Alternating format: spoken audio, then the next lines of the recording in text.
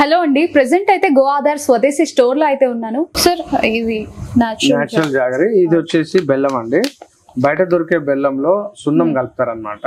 అది అంటే స్టెబిలైజేషన్ కు, అంటే పులుపు ఎక్కకుండా స్టెబిలైజేషన్ గురించి మనకు సున్నం కలుపుతారు. తర్వాత వచ్చేసి నెక్స్ట్ వచ్చేసి వాళ్ళు మోనోక్రోటోఫాస్ కలుపుతారు. మోనోక్రోటోఫాస్ అంటే మోనోక్రోటోఫాస్ కలపడం వల్ల ఈ పురుగు పట్టకుండా ఉండడానికి.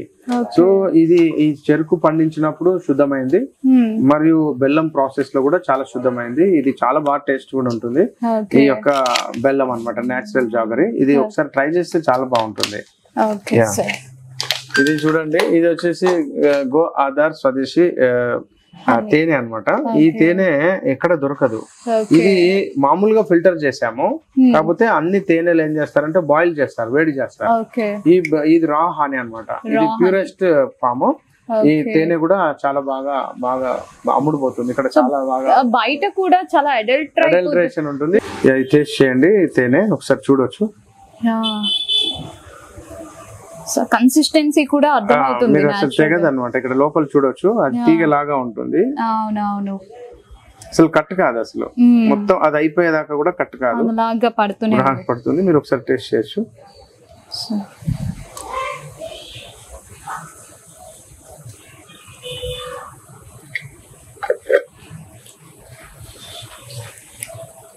టేస్ట్ కూడా బాగుంది సార్. అసలు అంటే డిఫరెన్స్ తెలుస్తుంది బయట వాటితో కంపేర్ చేస్తా. నేను కూడా జిమ్ చేస్తా కాబట్టి నేను ఏమైనా బ్రెడ్ లో గానీ లేకపోతే లెమన్ వాటర్ లో వేసి తాగుతూ ఉంటా. అప్పుడు టేస్ట్ చేసి ఉంటా కదా, ఇది కొంచెం డిఫరెంట్ గా ఉంది. టేస్ట్ చాలా బాగుంది.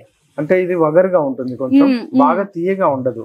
అవును, అర్థమైంది ఫ్లేవర్. మన నెయ్యి చూడండి, ఈ నెయ్యి చాలా శ్రేష్టమైన నెయ్యి. ఇది వచ్చేసి దాదాపు 23 నుంచి 27 లీటర్ల పాలను తోడుపెట్టి, ఆ తోడు పెట్టినటువంటి దాన్ని చిలికి, అంటే చేయితో చిలికి తయారు చేసింది ఈ యొక్క నెయ్యి అనమాట.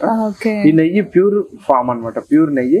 ఇది గిర్ ఆవుల యొక్క నెయ్యి అనమాట. మా ఫామ్ లోనే ఇది తయారు చేస్తాం. సార్ బయట చూస్తుంటే నెయ్యి కాస్ట్ చాలా తక్కువ ఉంటది, ఇక్కడ చూస్తుంటే ఎందుకు అంత ఎక్కువ ఉంది? మామూలుగా అయితే నెయ్యి అనేది ఘీ అనేది బయట దొరికేది క్లారిఫైడ్ బట్టర్ అంటారు. అంటే పాలను ఏం చేస్తారంటే వాళ్ళు చిల్లింగ్ మిషన్ వేసి చిలికిచ్చి క్రీమ్ తీస్తారు. ఆ క్రీమ్ ని వేడి చేస్తారు, పాలు అమ్ముకుంటారు. అంటే ఇప్పుడు ఒక 25 to 30 లీటర్స్ పాలను కనుక వాళ్ళు వెన్న తీస్తే, ఆ వెన్న తీసేసిన పాలు పెద్దగా టేస్ట్ ఉండవు. ప్లస్ ఆ క్రీమ్ బాయిల్ చేయడం వల్ల, వేడి చేయడం వల్ల అది నెయ్యిగా మారుతుంది. అది చీప్ అన్నమాట. ఇది వచ్చేసరికి ఓల్డ్ మెథడ్, దీన్ని బిలోనా మెథడ్ అంటారు. బిలోనా అంటే తోడు పెట్టి చేస్తాం అనమాట. ఇది యాక్చువల్ గా నెయ్యి అంటే ఇందులో బ్యాక్టీరియల్ కల్చర్ రావాలా. అంటే ఎక్కడి నుంచి వస్తుంది? మనం పాలను తోడు పెడితే బ్యాక్టీరియల్ కల్చర్ వేస్తాం. ఎప్పుడైతే బ్యాక్టీరియల్ కల్చర్ వేస్తామో దాన్ని మీగడ తీస్తాం. ఆ మీగడను సేకరించిన తర్వాత దాన్ని చిలికి వెన్న తీస్తాం. ఆ వెన్నను కాగబెట్టడం వల్ల వచ్చిందే నెయ్యి అనమాట. యాక్చువల్ గా నెయ్యి అంటే దాని అర్థం. అయితే బయట దొరికేది ఏదైనా కూడా దాన్ని క్లారిఫైడ్ బట్టర్ అంటారు. అది మంచిది కాదు, ఎందుకంటే దాంట్లో బ్యాక్టీరియల్ కల్చర్ ఉండదు, దీంట్లో బ్యాక్టీరియల్ కల్చర్ ఉంటుంది. అయితే ఈ నెయ్యి చేసే పద్ధతిలో మనకు 25 లీటర్ల కంటే ఎక్కువ, అంటే ఎండాకాలం అయితేనేమో 27 లీటర్స్ పడుతుంది, చలికాలము 22 లీటర్స్ లో ఈ యొక్క కిలో నెయ్యి వస్తుంది అనమాట. బయట టెంపుల్స్ లో గొడవలు అవుతున్నాయి కదా ఈ అదే నెయ్యి గురించి. అంటే బయట నెయ్యి వచ్చేసి కల్తీ నెయ్యి అనమాట. ఆ నెయ్యి గురించి మాట్లాడకూడదు, ఎందుకంటే 300-400 కే వస్తుంది. మీకు తెలుసు కదా, 300-400 లో ఏది రాదు. కానీ ఇది మాత్రం కొంచెం కాస్ట్ ఉంటుంది, కానీ ప్యూరెస్ట్ అనమాట. ఇది 100% నాకు గ్యారంటీ, ఎందుకంటే ఇది మా ఫామ్ లోనే తయారు చేస్తాం మేము. ఇది నెయ్యి అనమాట. సో ఈ నెయ్యి వచ్చేసి 25 లీటర్స్ ను మనం తోడు పెట్టడం వల్ల వచ్చిన నెయ్యి కాబట్టి 25 litres cost plus labour charge. 25 litres అంటే అక్కడే కాస్ట్ వెళ్ళిపోతుంది. సార్ ఈ హనీ, సో హనీ వచ్చేసి ఇది కూడా మల్టీ ఫ్లోరల్ హనీ. అంత ముందుదేమో అది అడవి తేనె అనమాట, అది ఫారెస్ట్ హనీ. అది పెద్ద బీస్ అనమాట, బిగ్ బీ అంటారు, అది అందుకే బ్లాక్ కలర్ ఉంది. ఇది వచ్చేసి చిన్న హనీ అంటారు, చిన్న బీస్ ఉంటాయి. ఇది కూడా ప్యూరెస్ట్ హనీ, కాకపోతే ఇది నేను అవుట్ సోర్స్ చేశాను. ఇది ప్యూరెస్ట్ వాళ్ళు కల్చర్, ఎపికల్చర్ ద్వారా తయారు చేస్తారు. ఇందులో ఎటువంటి అంటే అడల్టరేషన్ ఏమి ఉండదు, కల్తీ ఉండదు. కాకపోతే ఇది వచ్చేసి ఫార్మింగ్ ద్వారా చేసేది. అదైతే డైరెక్ట్ ఫార్మింగ్ కాదు, డైరెక్ట్ వైల్డ్ అన్నమాట. సో డైరెక్ట్ ఒకటేసారి 60-70 కిలోలు సేకరిస్తారు అది ఒకటేసారి అడవిలోకి వెళ్ళినప్పుడు. ఇది వచ్చేసి ఎపికల్చర్ అంటే చిన్న చిన్న తేనె అన్నమాట. అంటే హెల్త్ బెనిఫిట్స్ పరంగా రెండు సేమే ఉంటాయి, టేస్ట్ చేంజ్ ఉంటుంది ఒక్కొక్క దానికి. ఇది వచ్చేసి ఇక్కడ చూడండి, ఇది వచ్చేసి తేనెలో మనకు విటమిన్ సి అందాలి అంటే ఫస్ట్ ఆఫ్ ఆల్ మన అన్నిటికంటే ది బెస్ట్ వచ్చేసి ఆమ్లా. చాలా మంది పిల్లలు ఆమ్లా తినడానికి ఇష్టపడరు, కాబట్టి దీన్ని ఆమ్లా మురబ్బా అంటారు. అంటే తేనెలో ఈ యొక్క ఆమ్లా ఉసిరికాయలు వేసారు.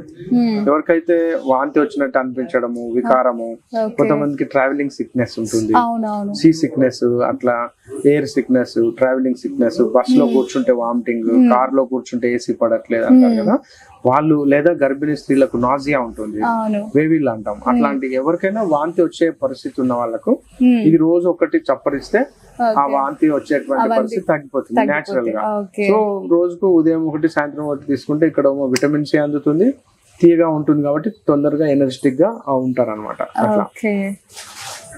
సో నార్మల్ గా తింటే మనకి తినబుద్ధి కాదు ఆమ్లా, ఎలా ఉంటుందో మీకు తెలుసు కదా, చాలా పుల్లగా వగరుగా ఉంటది. బట్ ఇక్కడ వచ్చేసరికి హనీలో వేసి వీళ్ళు ఇస్తున్నారు కాబట్టి మనకి టేస్ట్ కూడా చాలా స్వీట్ గా అనిపిస్తుంది. హెల్దీ కూడా, చాలా హెల్దీ అండ్ హెల్త్ బెనిఫిట్స్ కూడా చాలానే ఉన్నాయి. వామిటింగ్ ఉండే వాళ్ళకి ఇది చాలా మంచి ఐటమ్ అని చెప్పొచ్చు. సో నెక్స్ట్ సార్ వచ్చేసి ఇవన్నీ డ్రై ఫ్రూట్స్. చూడండి ఒకసారి, ఇంత పెద్దటి జంబూ అన్నమాట. నేను ఇప్పుడు దాకా ఇంత పెద్దవి చూడలేదు, చాలా చిన్న సైజ్ లో ఉంటాయి కదా. చాలా పెద్దగా ఉంటుంది, ఇంత పెద్ద సైజ్ ఇంకెక్కడ దొరకదు మీకు, చాలా పెద్దది అనమాట. ఇంత సైజ్ చూడండి. నిజంగా అయితే ఫస్ట్ టైం చూస్తున్న, పెద్ద సైజ్ లో ఉంది కాజు. యాక్చువల్లీ దీంట్లో సగం ఉంటది ఈ సైజ్, నేను చూసిన బట్టికైతే నాకు ఇప్పటి వరకు తెలియదు ఇంత సైజ్ లో ఉంటాయని చెప్పి. సార్ అసలు ఏంటి అసలు అంటే ఇది అంటే మంచి అంటే సెలెక్టెడ్ అంటారు, చాలా కాస్ట్లీ యాక్చువల్ గా అది, కానీ మేము బల్క్ గా తీసుకుంటాం కాబట్టి చాలా తక్కువ రేటుకు మామూలుగా బయట దొరికే కాజు లాగానే దొరుకుతుంది, కానీ బాగా టేస్ట్ ఉంటుంది అది. ఇవన్నీ కూడా అంత ప్యూరెస్ట్ ఫార్మ్స్ అన్నమాట. సో ఇక్కడ చూడండి, ఇది కూడా బ్లాక్ రైస్, ఇంతకుముందు నేను చెప్పాను కదా బ్లాక్ రైస్. ఇది పూర్వం రాజులు మాత్రమే తినేవాళ్ళు, ఈ పంటను వేరే వాళ్ళు ముట్టుకోవడానికి వీల్లేదు. దీన్ని అబాండెంట్ రైస్ అంటారు, నిషేధిత రైస్ అంటే నిషేధిత బియ్యం, ఇది వేరే ఎవ్వరు తినడానికి లేదు. సో ఇప్పుడు మనం తినొచ్చు.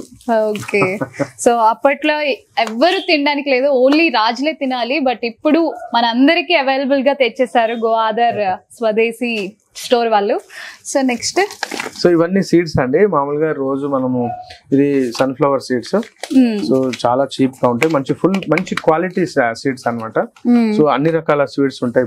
ఇవన్నీ ఆర్గానిక్ గా పండించారు అంటే ఆర్గానికల్ అని నాకైతే తెలీదు, సేకరించడం మాత్రం పర్ఫెక్ట్. ఇవి మాత్రం అంటే మేము ప్యూరెస్ట్ ఫామ్ లో సేకరించాం. కొన్ని ఇవి ఆర్గానికల్లీ గ్రోన్ నాకు నిజంగా తెలియదు, ఎందుకంటే ఇవి ఆర్గానికల్లీ గ్రోన్ కాదు. బట్ మేము ఒక మంచి సోర్స్ నుంచి ఇవి అయితే తీసుకున్నాం. డైట్ ఫాలో అయ్యే వాళ్ళకి చాలా బాగుంటుంది ఇవంతా. నెక్స్ట్ సార్ ఇవన్నీ మీకు తెలుసు కదా, మిల్లెట్స్. సో మంచి ప్యూర్ ఫామ్ మిల్లెట్, ఇవైతే ఆర్గానికల్లీ గ్రోన్ మిల్లెట్స్. సో కొర్రలు, అండు కొర్రలు, ఊదలు, సామలు, అరికెలు, మరి ఇవన్నీ ఒక 6 రకాల మిల్లెట్స్ ఉన్నాయి. సజ్జ, జొన్న, ఇవన్నీ నేచురల్. రాగి, ఇవి ఆర్గానికల్లీ గ్రోనే ఇవైతే. సో మీరు ఇది చూడొచ్చు, ఇది చక్కెర. సో బ్రౌన్ షుగర్ అంటాం. మామూలు షుగర్ అంటే షుగర్ మేకింగ్ లో తెల్లగా షుగర్ అయింది అంటే దాని వెనక కారణం క్లోరినేషన్, బ్లీచింగ్ చేస్తారు తెల్లగా కావడానికి. సో ఎప్పుడైతే క్లోరిన్ మన కడుపులోకి పోతుందో మనకు గ్యాస్ట్రిక్ ఇరిటేషన్ వస్తుంది. సో ఇది అంటే రా ఫామ్ అన్నమాట, చక్కెర తయారీలో రా ఫామ్. కాకపోతే ఇందులో కొంచెం క్లోరినేషన్ ఉండదు కాబట్టి అది ఎర్రగా ఉంటుంది. ప్రైస్ కూడా చాలా తక్కువ ఉంది సార్, 140 రూపీస్ కేజీ. ఇక్కడ మీరు చూడొచ్చు ఉప్పు, సైంధవ లవణం అండి. సైంధవ లవణంలో ఈ మధ్యలో ఏం చేస్తున్నారంటే కొన్ని కలర్స్ కలుపుతున్నారు, మామూలు ఉప్పుకే కలర్ కలిపి సైంధవ లవణం అమ్ముతున్నారు. ఇదేమో మనం ప్యూర్ ఫామ్ నేచురల్ సైంధవ లవణం, మీకు తెలుసు కదా, రాక్ సాల్ట్ అంటాం, హిమాలయన్ పింక్ రాక్ సాల్ట్. అంటే ఈ సాల్ట్ కి నార్మల్ సాల్ట్ కి తేడా ఉంటుంది. Normal salt is the sea salt, ఇది రాక్ సాల్ట్. అట్లా మనకు 5 రకాల సాల్ట్స్ ఉంటాయి. సవర్చ లవణము, బిడా లవణము, ఇట్లా సముద్ర లవణము, ఇట్లా లవణాస్ ఉన్నాయి. సో ఇది ఒక లవణం. మనం ఇది కూడా దీంట్లో పొటాషియం కాంటెంట్ తక్కువ ఉంటుంది కాబట్టి హార్ట్ ప్రాబ్లం ఉన్న వాళ్ళు, బీపీ ఉన్న వాళ్ళు ఈ సాల్ట్ వాడితే మంచిది అనమాట. సో ఇది వచ్చేసి కంచు అండి, కంచు గ్లాస్. మామూలుగా అయితే మనకు మెయిన్ ప్రాబ్లం రోజువారీ ఆహారంలో జింక్ రావాలి. ఎప్పుడైతే జింక్ లోపం వస్తుందో మనకు థైరాయిడ్ అవన్నీ ప్రాబ్లమ్స్ వస్తాయి, హెయిర్ ఫాల్ వస్తుంది, అండ్ బోన్స్ గుల్లబారిపోవడం, ఆస్టియోపోరోసిస్, ఆస్టియోఆర్థరైటిస్, ఇవన్నీ ప్రాబ్లమ్స్ ఒక జింక్ రాకపోవడం వల్ల వస్తుంది. అండ్ కాపర్ కావాలన్నమాట. పూర్వం మనం ఏం చేసేవాళ్ళంటే ఇత్తడి బిందెలలో నీళ్లు స్టాక్ చేసుకొని నీళ్లు తాగేవాళ్ళు. సో లేకుంటే కంచు పాత్రలలో వంట చేసేది, లేదా కంచు తో తయారైన ప్లేట్, దాన్ని అందుకే కంచం అంటారు. సో ఇది కంచు గ్లాస్ అన్నమాట. సో కంచుకు సంబంధించిన అన్ని ప్రొడక్ట్స్ ఇక్కడ ఉంటాయి. కంచు ప్లేట్ అండ్ కంచు గ్లాస్ ఉంటుంది. ఇది చాలా ఆరోగ్యానికి చాలా మంచిది. ఇందులో నీళ్లు పోసుకొని ఇలా స్టాక్ పెట్టుకొని నీళ్లు తాగాలన్నమాట. జింక్ సప్లిమెంట్ వస్తుంది అండ్ కాపర్ సప్లిమెంట్ వస్తుంది. ఇది ఇత్తడి కాదు, ఇత్తడి వేరు, కంచు వేరు. ఇది కంచు అన్నమాట. సౌండ్ వస్తుంది ఇట్లా, కంచు మోగినట్లు కనకంబు మోగున విశ్వరాభిరామ అని అంటాం కదా. సో కంచు బాగా సౌండ్ వస్తుంది, బెల్ మెటల్ అంటారు. సో ఇది మన దగ్గర అవైలబుల్ ఉన్నాయి. ఇక్కడ ఫుడ్ ఐటమ్సే కాదు, కంచుకి సంబంధించిన ప్లేట్స్ కానీ ఇలా గ్లాసెస్ కానీ కూడా అవైలబుల్ గా ఉన్నాయి. అండ్ వీటి వల్ల చాలా హెల్త్ బెనిఫిట్స్ ఉన్నాయి. వీటిలో వాటర్ తాగడం వల్ల మనకి జింక్ అండ్ కాపర్ సప్లిమెంట్ కూడా అందుతుంది బాడీకి.